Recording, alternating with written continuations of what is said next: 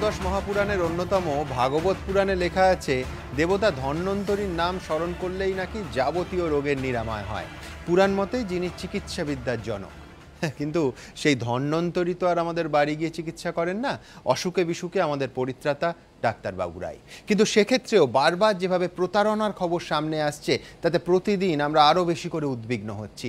কখনো কলকাতা, কখনো হাওড়া, কখনো বীরভূম, কখনো জলপাইগুড়ি, রাজ্যের বিভিন্ন প্রান্ত থেকে ধরা পড়ছে একের পর এক ডাক্তার বেশি প্রতারক। মেডিকেল কাউন্সিল পর্যন্ত স্বীকার করছে প্রভাবশালী মহলে নিবিড় যোগাযোগ রয়েছে এইসব জালিয়াতদের। রাজ্য জুড়ে অসংখ্য চেম্বার, সরকারি সংস্থা, নামিদামি নার্সিংহোমে ছড়িয়ে রয়েছে এইসব ভুয়ো ডাক্তারবাবুরা। সিআইডির তালিকায় রোজ যোগ হচ্ছে নতুন নাম। খোঁজ খবর নেওয়া হচ্ছে 500রও বেশি চিকিৎসক সম্পর্কে। তাহলে কোথাও কি ফাঁক থেকে গেছিল নজরদারিতে? ফসকা গেরোটা ঠিক কোথায়? এই প্রশ্নটা সামনে রেখেই শুরু করব আজকের অনুষ্ঠান। রাজ্য জুড়ে ছড়াচ্ছে জাল ডাক্তারের জাল। কখনো উত্তর দিনাজপুর, কখনো জলপাইগুড়ি, কখনো আলিপুরদুয়ার, কখনো বীরভূম। আর জাল কারবারের এই জাল এবার ছড়ালো কলকাতার পাশের জেলা হাওড়ায়। हमारे रडार पे काफ़ी लोग हैं, हमने 10-15 का लिस्ट भी दिया है जिनको कंफर्म हम लोग कर चुके हैं। आज भी एक अरेस्ट हुआ है बावरिया में, और अभी भी कुछ जगह रेड चल रहा है। সোমবারই হাওড়ার বাউরিয়া থেকে জাল চিকিৎসক অভিযোগে গ্রেফতার করা হয়েছে রামশঙ্কর সিংহকে, যিনি 7-8 বছর ধরে এই এলাকায় প্র্যাকটিস করতেন, কিন্তু কেউ বিন্দু বিসর্গ টের পাননি। পাড়া মেডিকেল থেকে 4টে। ক টাকা দিয়ে নিয়েছিলেন? কত করে? 10,000 টাকা করে পড়েছিল। 10,000 টাকা করে পড়েছিল তো? শ্রীরামপুরে কোন জায়গা থেকে করে নিয়েছিলেন? সেভেন ওটা হাওড়া থেকে আছে। ওই 7 বছর থেকে নিয়েছিলেন আপনি? এই প্রায় 5 বছর হচ্ছে। আপনি কি পাস? 5 বছর। আপনি নিজে কি পাস? HS pass. একের পর এক জাল ডাক্তারের গ্রেফতারির প্রেক্ষিতে এখন সাধারণ মানুষ অনেক সতর্ক, আর তাতেই শেষমেশ ধরা পড়ে যান রামশঙ্কর। স্থানীয় বাসিন্দা ভোলানাথ ভান্ডারীর দাবি, গত বছর নভেম্বরে তার স্ত্রী বনশ্রীর জ্বর হয়। রামশঙ্কর সিংহকে দেখানোর পর জ্বর তো সারেইনি, উল্টে গোটা গায়ে র্যাশ বেরিয়ে যায়। অন্য চিকিৎসককে দেখিয়ে জানা যায় এতদিন যে চিকিৎসা হয়েছে তা ভুল। সম্প্রতি জাল ডাক্তার নিয়ে নাড়াচাড়া শুরুর পর ভোলানাথ থানায় অভিযোগ দায়ের করেন। তার ভিত্তিতেই সোমবার গ্রেফতার করা হয় রামশঙ্করকে। উনি কোনো রক্ত পরীক্ষা করেননি, জ্বর কি থেকে জ্বর হয়েছে, ওনার কোনো ভাইরাল, গায়ে এমনিতেই র্যাশ বেরিয়ে জ্বর হয়েছে অবস্থায় গেছি। উনি কোনো পরীক্ষা না করেই ওইসব ওষুধ লিখেছেন আর ইঞ্জেকশন পুশ করেছেন। হাওড়ায় যখন জাল অভিযোগে আটক চিকিৎসক, তখন সিআইডি সূত্রে খবর তাদের নজরে এখন এরকম 11 জন সন্দেহভাজন চিকিৎসক রয়েছে। সোমবার রাজ্য মেডিকেল কাউন্সিলের দপ্তরে এই 11 জনের তালিকা দিয়ে আসেন সিআইডি আধিকারিকরা। আর জাল চিকিৎসকদের এরকম রমরমা সামনে আসার পর নানা মহলে প্রশ্ন উঠছে, মেডিকেল কাউন্সিল এতদিন কি করছিল? এই প্রেক্ষাপটে সোমবার সাংবাদিক বৈঠক করে সাফাই দেয় রাজ্য মেডিকেল কাউন্সিল। আমরা হচ্ছে জুডিশিয়ারি, আমরা মেডিকেল ফ্র্যাটার্নিটি, আমরা পুলিশও নই, আমরা সিআইডিও নই। আইএমএর অনুষ্ঠানে আমরা ভুয়ো ডাক্তারদের বিরুদ্ধে সোচ্চার হয়েছিলাম। ধৃত জাল চিকিৎসক নরেন পাণ্ডের সঙ্গে সম্প্রতি নির্মল মাঝি এবং তৃণমূলের চিকিৎসক নেতা অসীম সরকারের এই ছবি সংবাদ মাধ্যমে সামনে এসেছে। এমনকি গ্রেফতারের পরও রাজ্য আইএমএর একটি অনুষ্ঠানে নরেন পাণ্ডে প্রথম বক্তা ছিলেন বলে একটি ফেসবুক পেজে দাবি করা হয়। যদিও এটা মিথ্যে এবং বিভ্রান্তিমূলক প্রচার বলে দাবি করার পাশাপাশি ধৃত জাল চিকিৎসকদের সঙ্গে প্রভাবশালীদের ছবি নিয়েও সাফাইয়ে সুর আইএমএর রাজ্য শাখার গলায়। সে তো রাষ্ট্রপতিও পুরস্কার দিয়েছেন আমাদের বাণিজ্যিক সংস্থার সর্বোচ্চ লেভেল থেকে। আর এভাবে ডিআইজির সঙ্গে, আইজির সঙ্গে, এসপির সঙ্গেও রিলেশন রয়েছে অনেকের, ছবিও আছে। তেওয়ারির সঙ্গে অনেকের ছবি আছে, তেওয়ারির সঙ্গে আইপিএস অফিসারদের অনেকের ছবি আছে, আইএস অফিসারদের অনেকের ছবি আছে, মন্ত্রীদের ছবি আছে অনেকে। তেওয়ারির সঙ্গে বলছি, শুধু নরেন পাণ্ডে বলছি না। একের পর এক জাল চিকিৎসকের ঘটনা সামনে আসার সঙ্গে সঙ্গে মানুষের মনে কিন্তু উদ্বেগ ক্রমেই বাড়ছে। ময়ূর ঠাকুর চক্রবর্তী ও সুনীত হালদার, এবিপি আনন্দ। ডক্টর দীপ্তেন্দ্র সরকারকে দিয়ে শুরু করবো। ডক্টর সরকার, প্রথম যখন আমরা সংখ্যাটা শুনেছিলাম সিআইডি সূত্রে বিশ্বাস হয়নি যে এইটা সংখ্যা হতে পারে। এখন শোনা যাচ্ছে 550 জন, যাদের মধ্যে অধিকাংশ জাল বলে সিআইডির সন্দেহ।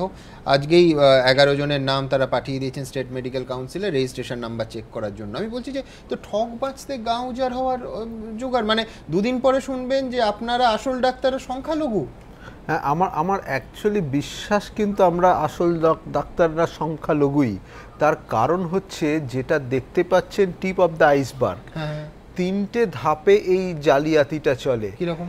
1 নম্বর ধাপ হচ্ছে একজন ডাক্তার হয়তো এমবিবিএস করেছেন, পরের কোয়ালিফিকেশনটা যেটা লিখছেন সেটা মিথ্যা, এটা কিন্তু একটা লার্জ সংখ্যায় আছে। দ্বিতীয় হচ্ছে যারা ডাক্তার নন ডাক্তার হিসেবে ক্লেম করছেন। তৃতীয়ত আপনি যেই কলকাতার এই ব্যাসার্ধ থেকে বেরিয়ে একটু ডিস্ট্রিক্টে গেলেন, এইখানকার সম্পূর্ণ হেলথ কেয়ার সিস্টেমটাই রান করে কোয়াক এবং জাল ডাক্তারেরা। সেখানে সংখ্যালঘু বললেও কম, একটা ভেরি ইনসিগনিফিকেন্ট মাইনরিটি কিন্তু অ্যাকচুয়ালি কোয়ালিফাইড ডাক্তার। সেখানে রাস্তাঘাট, chamber, everything is dominated by এই জাল ডাক্তারদের দিয়ে এবং কোয়াক ডাক্তার দিয়ে। আমি তাও কোয়াকটাকে এই পাটেই আনছি না, তার কারণ তারা তো জালিয়াতি করছে না। এবং এই কোয়াকদেরই তো উত্তরণ ঘটে ইন্টু ডাক্তার, যখন সে কোয়াক হিসেবে অনেকদিন সাকসেসফুল। কলকাতার ভেতরে মানে ধরুন আজকে নিজেই নির্মল মাঝি বলছেন যে সমাজের উচ্চ স্তরে প্রভাবশালী যোগ আছে, আমলা, পুলিশ, নিজে নেতা বলে, বিধায়ক বলে বোধহয় নেতা মন্ত্রীরা বললেন না, কিন্তু আমি বলছি যে নির্মল মাঝি নিজে মুখবন্ধ লিখছেন নরেন পান্ডের হয়ে। আমি বলছি কতটা হাইলি কানেক্টেড হলে এটা সম্ভব? এটা না অ্যাকচুয়ালি দুটো ধাপে হয়। প্রথম ধাপটা হচ্ছে একটা সমাজে একটা ডাক্তারের ডিম্যান্ড আছে, এই ডিম্যান্ডটাকে এরা আইডেন্টিফাই করে এবং এরা প্রথমে কি হয় না, এরা নার্সিং হোমের সাথে ডাক্তারের কম্পাউন্ডার হিসেবে বেশ কিছুদিন কাজ করে কিছু টেকনিক্যাল কাজ শিখে নেয়। আমার গাড়ির ড্রাইভারও অনেক কিছু ডাক্তারি সম্বন্ধে বলে দিতে পারে যেটা একটা সাধারণ লোক জানেন না। দ্বিতীয় ধাপটা হচ্ছে বিশ্বাস অর্জন।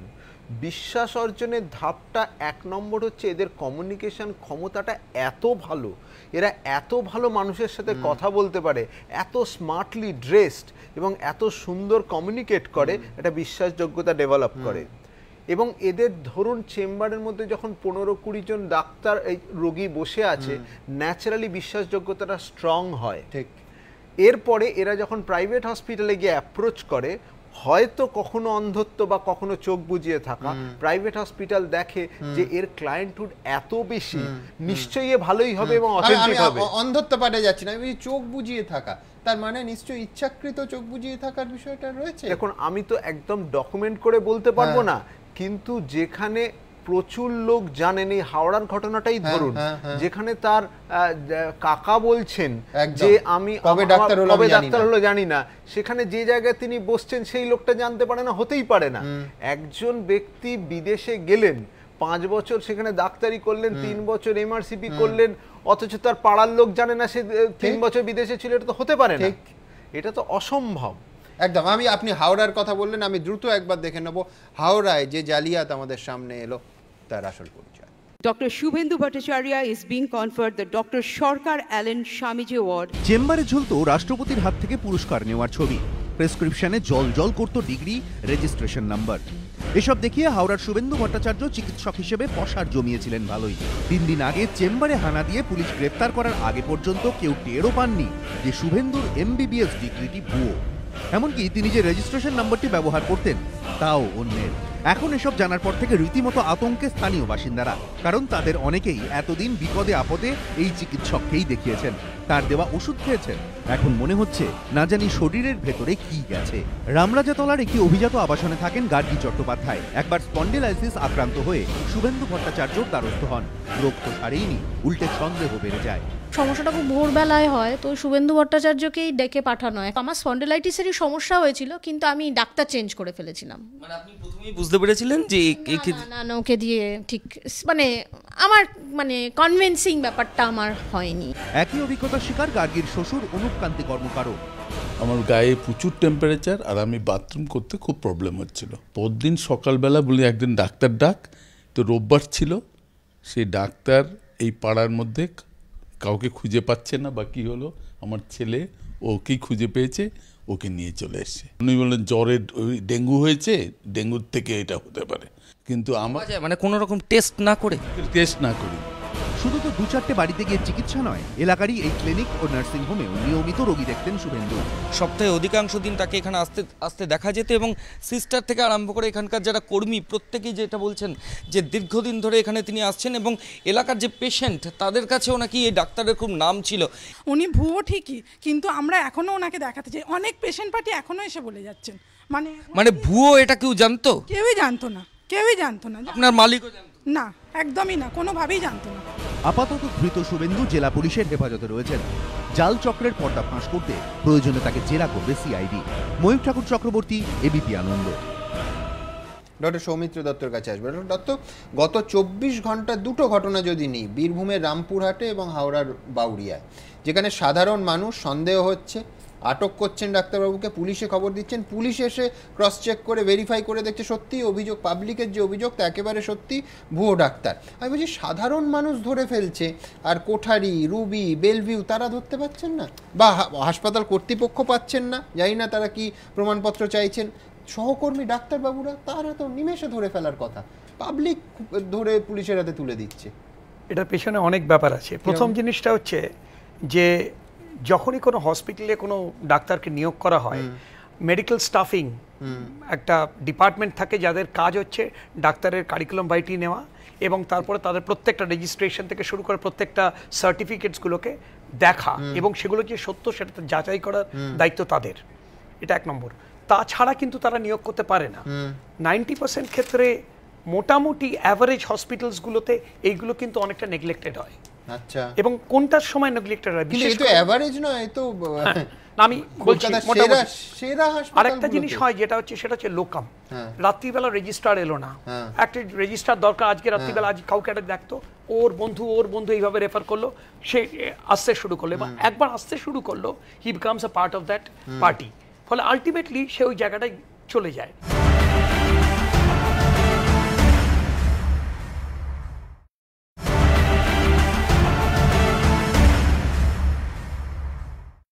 আর একটা জিনিস যেটা উনি বললেন সেটা ভীষণ ইম্পর্টেন্ট, যে একটা ডাক্তারের পরিচয় কিন্তু শুধু তার ডিগ্রি দিয়ে হয় না, সে আগে থেকে দীর্ঘদিন ধরে প্র্যাকটিস করতে করতে একটা জায়গায় দাঁড়িয়ে যায়, সেখানে মানুষ তাকে প্রশ্ন করে না যে আমরা কি সত্যি কথা বলতে গেলে আমরা যে কটা প্রেসক্রিপশন করি আমরা আমাদের রেজিস্ট্রেশন নাম্বার লিখি না কখনো, কিন্তু রেজিস্ট্রেশন নাম্বারটা প্রত্যেকটা প্রেসক্রিপশনে লেখাটা ম্যান্ডেটরি।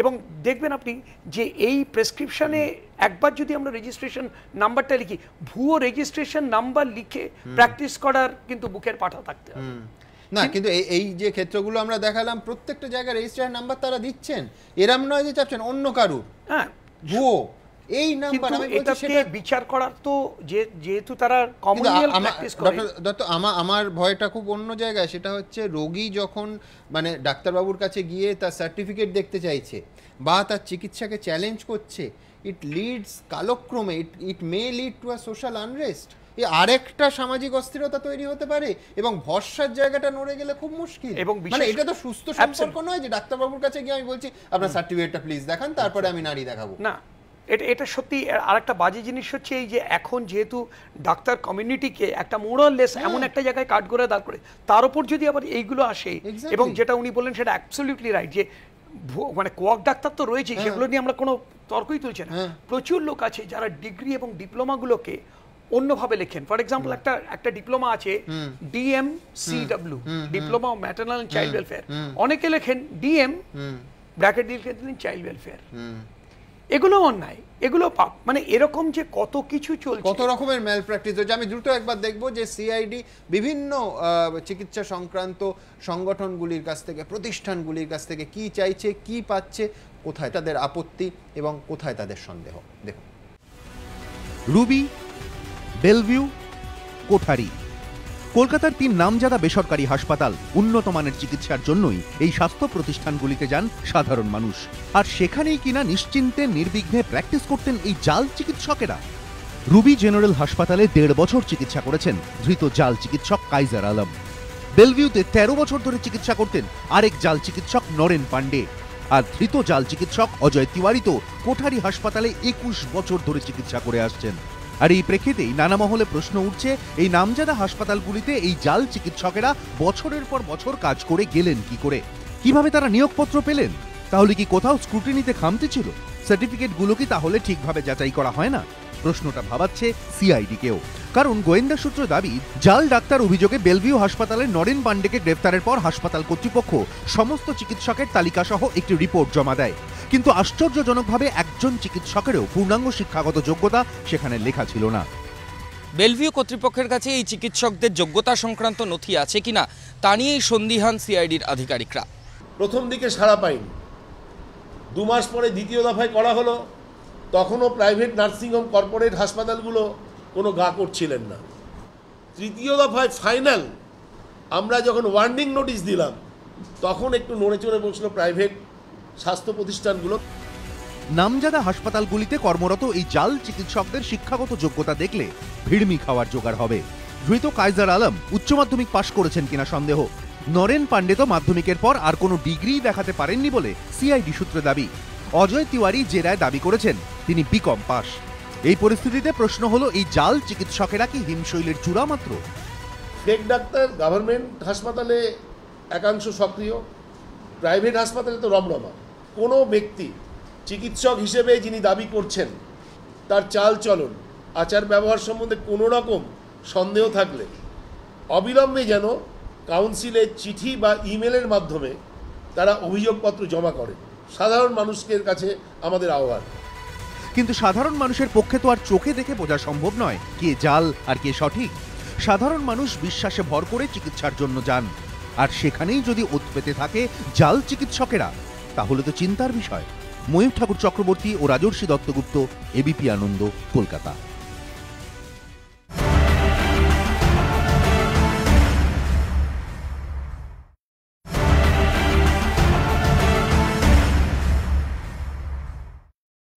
এন্ডোস্কোপি কিছুটা ঝুঁকিপূর্ণ। এই পরীক্ষার জন্য বন্ড সাইন করতে হয় রোগীর আত্মীয় স্বজন কিংবা রোগী নিজেকেই। দিনের পর দিন সেই এন্ডোস্কোপি করে গেছেন অজয় তিওয়ারি, যাকে ধরা হলো কিছুদিন আগে সিআইডির তৎপরতায়। দেখুন। এরা জাল। প্রভাবশালীদের সঙ্গে এদের ওঠা বসা, নানা জনের সঙ্গে নানা ছবি। জাল চিকিৎসক নরেন পাণ্ডের একটি বইয়ের মুখবন্ধ পর্যন্ত লিখে দিয়েছিলেন রাজ্য আইএমএ সভাপতি নির্মল মাঝি। আমার কাছে এসেছিল ইউনানি কাউন্সিলের সহসভাপতি হিসেবে, আমি পশ্চিমবঙ্গ মেডিকেল কাউন্সিলের সভাপতি হিসেবে, এবং আমি যে মুহূর্তে জানতে পেরেছি সঙ্গে সঙ্গে আমি তাদেরকে যোগাযোগ করে বলেছি ইমিডিয়েটলি তার সার্টিফিকেট ফেক কিনা দেখুন, এখান থেকে এফআইআর লজ করা হয়েছে। রাজ্য আইএমএ সভাপতি নিজেই বলছেন কোঠারি হাসপাতাল থেকে ধৃত অজয় তিওয়ারির সঙ্গেও প্রভাবশালীদের ওঠা বসা রয়েছে। আরে বাবা, ডিআইজির সঙ্গে, আইজির সঙ্গে, এসপির সঙ্গেও রিলেশন রয়েছে অনেকের। এই তিওয়ারির সঙ্গে অনেকের ছবি আছে, মন্ত্রীদের ছবি আছে অনেকে, তিওয়ারির সঙ্গে বলছে। কিন্তু অজয় তিওয়ারির মতো এই জাল চিকিৎসকেরা কিভাবে বছরের পর বছর রমরমিয়ে প্র্যাকটিস চালিয়ে যাচ্ছিলেন? আর কোঠারিতে কর্মরত এই জাল চিকিৎসক তো এন্ডোস্কোপি পর্যন্ত করতেন। এন্ডোস্কোপিতে সরু পাইপের মাধ্যমে গলা দিয়ে ঢুকিয়ে দেওয়া হয় ক্যামেরা, তারপর তার মাধ্যমে দেখা হয় শরীরের ভেতরের অঙ্গ প্রত্যঙ্গের অবস্থা। ছবি দেখেই নিশ্চয়ই বুঝতে পারছেন এই পরীক্ষা আদতে কতটা ঝুঁকিপূর্ণ। এমনকি অনেক বেসরকারি হাসপাতালে এন্ডোস্কোপির জন্য রোগীর পরিবারকে বন্ডে সই পর্যন্ত করিয়ে নেওয়া হয়। অথচ কলকাতার নামজাদা কোঠারি হাসপাতালে নাকি এহেন ঝুঁকিপূর্ণ পরীক্ষাই দিনের পর দিন করতেন জাল ডাক্তার অভিযোগে ধৃত অজয় তিওয়ারি, যিনি নাকি বিকম পাস। এই তথ্য জানার পর অনেক চিকিৎসকই চমকে উঠছেন। তাদের দাবি এ তো কার্যত প্রাণ নিয়ে খেলার শামিল।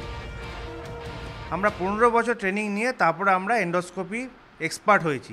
সুতরাং কেউ যদি এন্ডোস্কোপি এক্সপার্ট না থাকে তার একদমই এন্ডোস্কোপি করা উচিত না, যেটা প্রচণ্ড ক্ষতিকর হতে পারে। এরা যদি রোগীর চিকিৎসা করে তাহলে তার তো ইমপ্লিকেশন মারাত্মক হতে পারে, মানে ছোটোখাটো ক্ষতি থেকে প্রাণহানি সব কিছু হওয়া সম্ভব। সিআইডি সূত্রে দাবি, কোঠারি হাসপাতালের কাছে তারা জানতে চাইবে কিসের ভিত্তিতে তারা অজয় তিওয়ারির ওপর এমন গুরুদায়িত্ব দিল। এমনকি কোঠারি হাসপাতালের ব্রোশিওরে পর্যন্ত অজয় তিওয়ারির নাম ছিল। গোয়েন্দা সূত্রে দাবি, ধৃত অজয়ের অবশ্য এইসব নিয়ে বিন্দুমাত্র হেলদোল নেই। জেরার মুখে অজয় নির্বিকার মুখে কবুল করেছেন তিনি আদতে হোমিওপ্যাথিক চিকিৎসক। সিআইডি সূত্র দাবি, ধৃত অজয় তিওয়ারি আইজলের এক জুনিয়র ডাক্তারের রেজিস্ট্রেশন নম্বর ব্যবহার করতেন। তার রেজিস্ট্রেশনটি অসম মেডিকেল কাউন্সিলের। সিআইডি সূত্রে দাবি, জেরার মুখে অজয় দাবি করেছেন তার পাইলট হওয়ার ইচ্ছে ছিল, তিনি নাকি তার প্রশিক্ষণও নেন। যদিও এই দাবির মধ্যে কতটা সত্যতা আছে তা খতিয়ে দেখছেন গোয়েন্দারা। পাশাপাশি তারা জানতে পেরেছেন কোঠারি হাসপাতালের পাশাপাশি কলুটোলা, সিআইটি রোড, গার্ডেন রিচের 6টি নার্সিংহোমের সঙ্গেও যুক্ত ছিলেন অজয় তিওয়ারি। এই প্রতিষ্ঠানগুলিও সিআইডির নজরে রয়েছে। ময়ূর ঠাকুর চক্রবর্তী, সঞ্চয়ন মিত্র ও রাজর্ষি দত্তগুপ্ত, এবিপি আনন্দ, কলকাতা।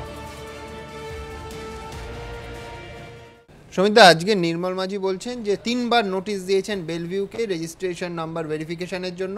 সিআইডি বেলভিউয়ের কাছ থেকে তালিকা চেয়েছিল, তাদের ডাক্তারদের অসম্পূর্ণ তালিকা দেওয়া হয়েছে বলে সিআইডি সূত্রে খবর, মানে ডিটেলস ছাড়া। এমবিবিএস ধরুন, কোথা থেকে এমবিবিএস লেখা নেই। এমডি কোথা থেকে বা কিসে এমডি সে বিষয়ে লেখা নেই। আমি বলছি বেসরকারি সংস্থাগুলোর এই গড়িমসিটা কেন? তোমাকে দুটো পার্টে আমি একটু তোমাকে বলি। এক নম্বর হচ্ছে তৃণমূলের যে ডাক্তার সংগঠন আছে তাদের একটা গোষ্ঠী কিন্তু একাধিকবার তৃণমূলের, আমি বারবার বলছি তোমাকে যে এই ডাক্তারের একাধিকবার কিন্তু স্বাস্থ্য দপ্তরকে জানিয়েছে। আচ্ছা, এক নম্বর পয়েন্ট, স্বাস্থ্য দপ্তর কোনো ভ্রুক্ষেপ করেননি। ইউনানি কাউন্সিলের সভাপতি ডাক্তার জাহাঙ্গীর আলম নিজে ব্যক্তিগতভাবে লিখেছেন, ব্যক্তিগতভাবে গেছেন দপ্তরে, গিয়ে সম্পূর্ণ ঘটনাটা জানিয়েছেন, তবু টনক নড়েনি। ডাক্তার শম্পা দাস, তিনি হচ্ছেন পিডিএর সহ সম্পাদিকা, তিনিও কিন্তু ব্যক্তিগতভাবে জানিয়েছেন। তিনি আবার পঞ্চায়েতের ডাক্তার শাখার সভানেত্রীও, তিনিও চিঠি দিয়েছেন এবং তিনিও গেছেন। আয়ুষ সচিব দেবাশিস বসু বলছেন বর্তমান যে আমার কাছে আসেনি। তাহলে আমাদের যে পুরনো ফাইল, আমি যদি নতুন জায়গায় পোস্টিং, আমি পুরনো ফাইলগুলো দেখবো না তার কত কি হয়েছে। আজকে একটা মিটিংয়ে আমরা দেখলাম একজন মাননীয় মানুষ তিনি বলছেন, কিন্তু তার সঙ্গে আমরা কিন্তু এই বিভিন্ন ফেক ডাক্তারের ছবি দেখছি। কেউ জানে না, এটা তো হতে পারে না। তোমার সঙ্গে যদি আমার ছবি থাকে তাহলে তো নিশ্চয়ই তোমার সঙ্গে আমার একটা যোগাযোগ আছে। এইবার যে প্রশ্নগুলো স্বভাবত আসছে এই কমপ্লেন ছাড়াও, এই যে নামজাদা লোকেরা একের পর এক সার্টিফিকেট দিয়ে গেছেন এদের, এটা কেউ ভেরিফাই করেনি যে এগুলো ঠিক কিনা। এরা বিদেশে গেছেন এদের মধ্যে অনেকে, সেখান থেকে তারা পুরস্কার নিয়ে এসছেন। পুরস্কারটা আমরা ধরে দিলাম তুমি আমি বিভিন্ন অনুষ্ঠানে গেলে তাদের গেস্ট হিসেবে একটা মেমেন্টো দেওয়া হয়, সেটা হলো। কিন্তু এই একজন বিকম পাস ছেলের পক্ষে বা নরেন পান্ডের মধ্যে ওখানে গিয়ে যে লেকচারটা তারা দিচ্ছে, তারা নিজেরা লিখতে পারে না, এটা কিন্তু কেউ লিখে দিচ্ছে তাদের। তারা বলছেন এর মানে লার্জার কনস্পিরেসি, বিরাট বিরাট কনস্পিরেসি। এই যে মানে স্বাস্থ্য দপ্তরে যাবার ফলেও কিছু হচ্ছে না। তোমাকে আমি বোধহয় একটা অনুষ্ঠানে বলেছিলাম যে অনেক বড় মাথা ছাতা আছে, সেগুলোকে কিন্তু আলটিমেটলি বার করতে হবে। যেমন ধরো এই যে মোটা টাকা তারা ডোনেশন দিচ্ছে বিভিন্ন সংস্থার, সেখানে গিয়ে তারা এই ছবিগুলো তুলছে, তাদেরকে নিয়ে যাওয়া হচ্ছে গেস্ট করে, প্রথম বক্তা হিসেবে রাখা হচ্ছে। যদি এখন উনি বলছেন আমি জেনে, তা আমি একটা ধরুন এই দুজন ডাক্তারবাবু আছেন তাদের কাছে আমি গিয়ে বললাম আপনি একটা মুখবন্ধ লিখে দিন, তার আগে জানবে না যে আমার ক্রেডেনশিয়ালটা কি আছে, সেটা না জেনে আমি লিখে দেবো। এখন আমি পালাবার জন্য আমি উনি কিন্তু আজকের এই মিটিংয়ে কিন্তু উনি কিছুতেই এই আমাদের দুজন লোকের শম্পা দাস আর জাহাঙ্গীর আলমের যে এই অভিযোগটা এই নিয়ে বললেন না, তারাও তো এদের সঙ্গেই যুক্ত। কোনো সন্দেহ নেই যে বারবার রাজনীতির ক্ষেত্রে, দুর্নীতির তদন্তের ক্ষেত্রে যে প্রভাবশালী যোগের কথা আমরা বলে থাকি, বারবার আলোচিত হয়। এই ক্ষেত্রে জাল ডাক্তার, যেটা আমার আপনার জীবনের সঙ্গে একেবারে সরাসরি যুক্ত রয়েছে, সেক্ষেত্রেও এই বিষয়টা নিঃসন্দেহে সিআইডির আতশকাঁচের নিচে রয়েছে। আমি দ্রুত আপনাদের দেখাতে চাইব যে এখনো পর্যন্ত সিআইডি সূত্রে যা খবর, প্রচুর দাঁতের ডাক্তার অর্থাৎ ডেন্টিস্ট এবং চোখের ডাক্তার যারা এই পেশার সঙ্গে দীর্ঘদিন কাজ করেছেন, তাদের সার্টিফিকেট নিয়ে, অর্থাৎ তারা আসল না ভুয়ো সে নিয়ে সন্দেহ রয়েছে সিআইডির। প্রশিক্ষণ রয়েছে চিকিৎসা সংক্রান্ত যন্ত্রপাতি নাড়াচাড়ার মতো, কিন্তু এমন অনেক কর্মী এখন ডাক্তার সেজে চেম্বার খুলে রোগী পর্যন্ত দেখছেন। সিআইডি সূত্রে দাবি জাল ডাক্তার কাণ্ডে তদন্ত চালাতে গিয়ে তাদের হাতে এমনই চাঞ্চল্যকর তথ্য উঠে এসেছে। ব্যাগের ছাতা এবং মুদির দোকানের মতো কিছু কিছু চেম্বার গজিয়ে উঠেছে সারা বাংলায়। তাদের লাইসেন্স দিয়েছে, রেজিস্ট্রেশন দিয়েছে 7 থেকে 8টি প্রাইভেট, বেআইনি, ইললিগ্যাল ইনস্টিটিউশন। 12 পাস ডাক্তারকে বা BA-BCom পাস করা ডাক্তার তাদের ডাক্তার বানিয়েছে, ডাক্তার হিসেবে তাদেরকে স্বীকৃতি দিয়েছে। গোয়েন্দা সূত্রে দাবি রাজ্য জুড়ে বহু ডিসপেন্সারিতেই জাল চিকিৎসকেরা প্র্যাকটিস করছেন। এটা বেশিরভাগ ক্ষেত্রে হচ্ছে চোখ ও দাঁতের চিকিৎসা কেন্দ্রে। সিআইডি সূত্রে খবর, টেকনিশিয়ানের কোর্স করে নিজেদের চোখ ও দাঁতের ডাক্তার হিসেবে পরিচয় দিয়ে পসার জমিয়েছেন অনেকেই। চক্ষু চিকিৎসা কেন্দ্রগুলিতে যন্ত্রপাতি চালাতে টেকনিশিয়ান থাকে। গোয়েন্দারা জানতে পেরেছেন এই টেকনিশিয়ানরাই কোথাও কোথাও নিজের নামে সাইনবোর্ড ছাপিয়ে ডাক্তার পরিচয় দিয়ে রোগী দেখছেন, যা শুনে স্তম্ভিত অনেক চক্ষু চিকিৎসকই। প্যারামেডিক্যাল হেল্প চোখের ডাক্তারদের সবসময় দরকার। আনট্রেইনড পার্সনসরা যদি ট্রিটমেন্টে নেমে পড়েন তাহলে ডেফিনেটলি ক্ষতি হতে পারে। দাঁতের চিকিৎসার ক্ষেত্রে তো আরও মারাত্মক ছবি। সিআইডি সূত্রে দাবি চিকিৎসকদের সাহায্য করতে করতেই অনেকে নিজেকে ডাক্তার ভাবতে শুরু করেছেন, তারপর ইচ্ছেমতো চেম্বার খুলে চিকিৎসাও শুরু করে দিচ্ছেন। প্রেগনেন্ট ফেজে কিছু কিছু ওষুধ দেওয়া যায় না, ডায়াবেটিক পেশেন্টদের কিছু কিছু ওষুধ দেওয়া যায় না। এই জ্ঞানটা যদি না থাকে তাহলে সেই ওষুধটা তিনি দিয়ে দেবেন, তাতে একটা ফ্যাটাল অ্যাসপেক্ট হবে। সার্জারি করে ফেলছেন, তা তিনি জানেনই না কোনটা লিভার, কোনটা স্প্লিন, কোনটা একটা ইন্টেস্টিনের আপার লেয়ার, কিছুই বুঝছেন না, তিনি চালিয়ে দিচ্ছেন যন্ত্রটার ভিতরে। এই প্রেক্ষিতে চিকিৎসকদের প্রেসক্রিপশনে ডিগ্রি এবং বিষয় পরিষ্কারভাবে উল্লেখ করার আর্জি জানিয়েছে রাজ্য মেডিকেল কাউন্সিল। সকল রেজিস্টার্ড চিকিৎসকদের অনুরোধ করা হচ্ছে যেন তারা প্রেসক্রিপশন প্যাডে চিকিৎসা করার সময় রেজিস্ট্রেশন নাম্বার এবং কোন বিভাগে তিনি স্পেশালিস্ট সেটি যেন তাদের ডিগ্রি ডিপ্লোমার ব্র্যাকেটে লেখা থাকে। তবে অনেকে বলছেন যারা এই ভাঁওতাবাজদের খপ্পরে পড়েছেন তাদের তো যা ক্ষতি হওয়ার হয়েই গিয়েছে, এর জন্য কি সংশ্লিষ্ট কর্তৃপক্ষের নজরদারির অভাব দায়ী নয়? ময়ূর ঠাকুর চক্রবর্তী, রাজর্ষি দত্তগুপ্ত ও সঞ্চয়ন মিত্র, এবিপি আনন্দ, কলকাতা।